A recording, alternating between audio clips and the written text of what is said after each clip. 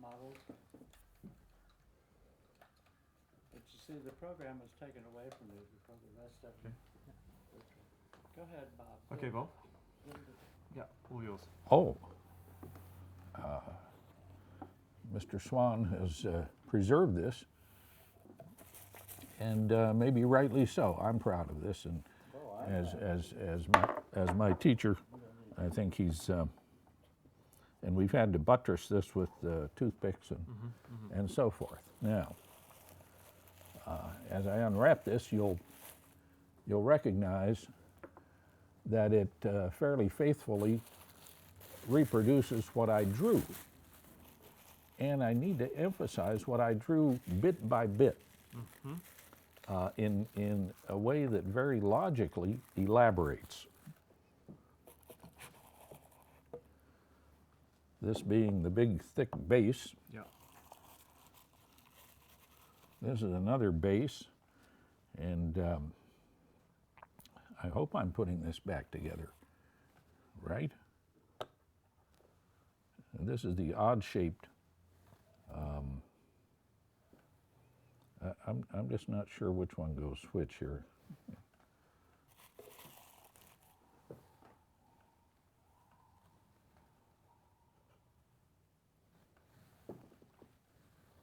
It'll be something like that. And this goes there, and I'm just not sure. Those are just little fragments. Who knows? All right. This is what I modeled from clay, rolling it around and cutting these grooves in there, again, without having a clue. So now, I guess I must have said, that's it, Ingo. Let's see the feedback. And with that, Mr. Swann opened up the folder, which I had never seen before.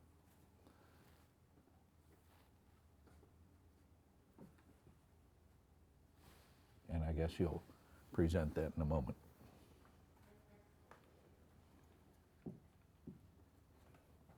There we go.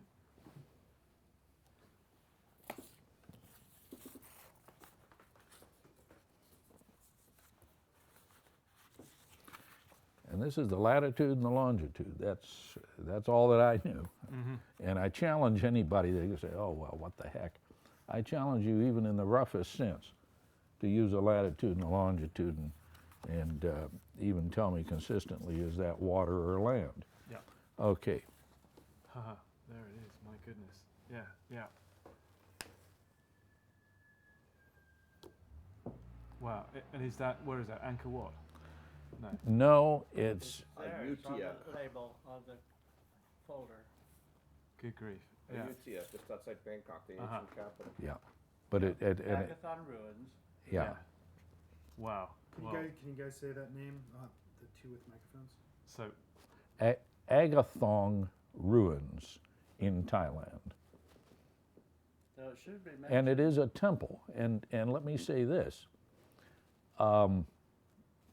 So that information was correct. It And should be mentioned that after he saw the feedback, he said, I still don't know what it is.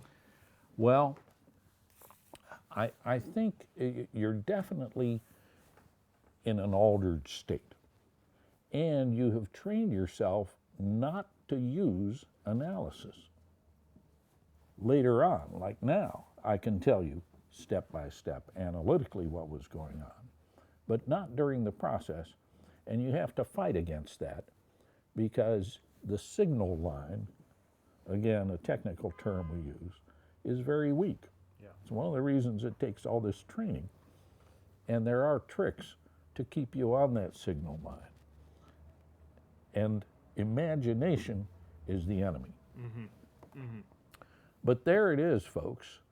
And in fact, I can tell you that I was very close to this, and and even in this photograph, it's gray, but I swear, if we could go there, I think my remote viewing was more correct.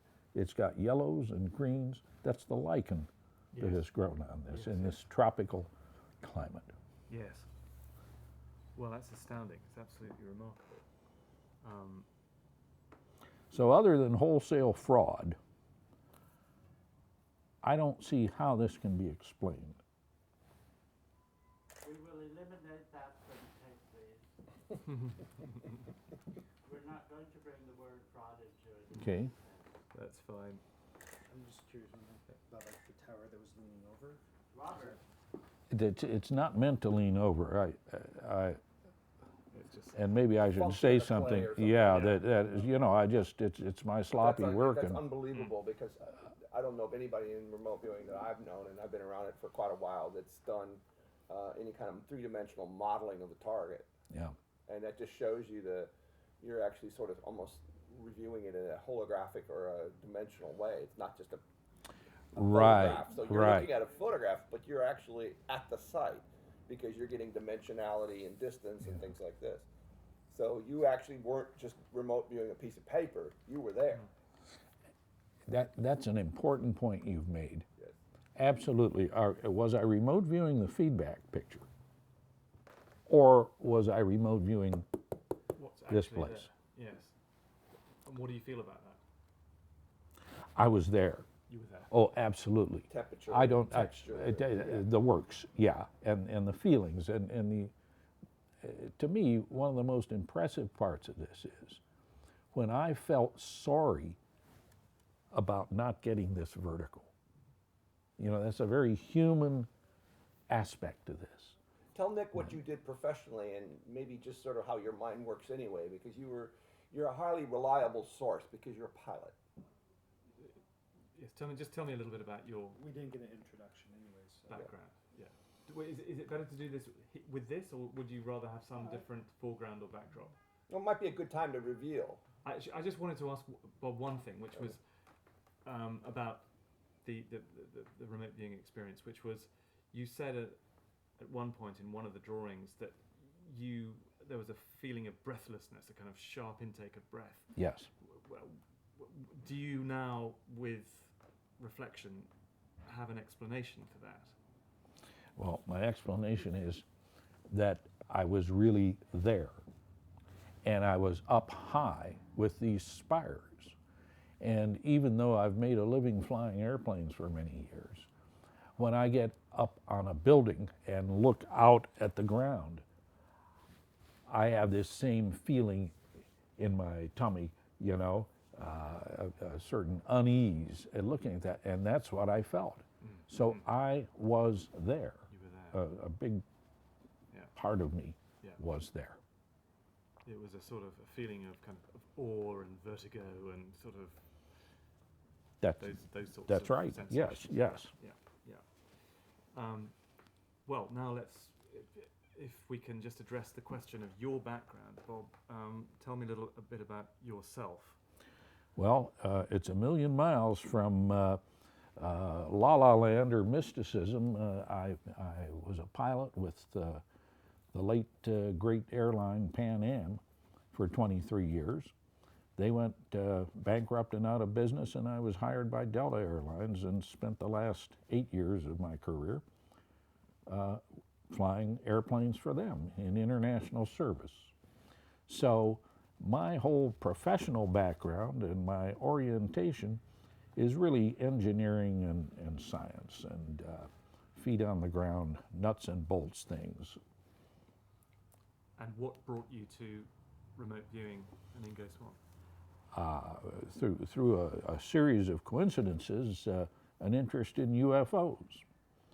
And that took me to a conference where a fellow stood up and talked about something called remote viewing, which I thought was preposterous. I looked into it a little bit. I found out that the Central Intelligence Agency had run a program to develop it.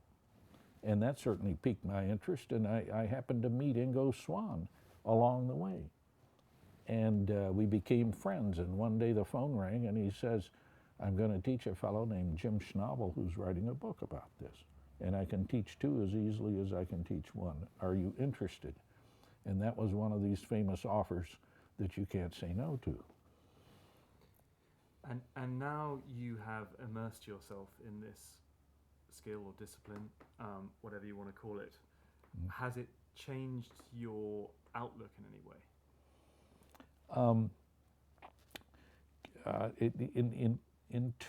It's had two effects.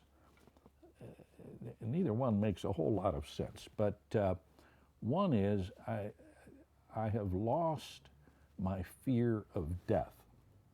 Don't ask me to explain that one. The other thing is that I find my powers of observation to have increased quite a bit.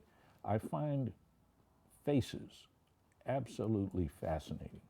And this almost sounds like accounts from people that have used LSD or something.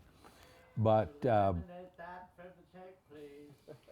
You know, I need to actually Change the change card. media real Okay. quick, so.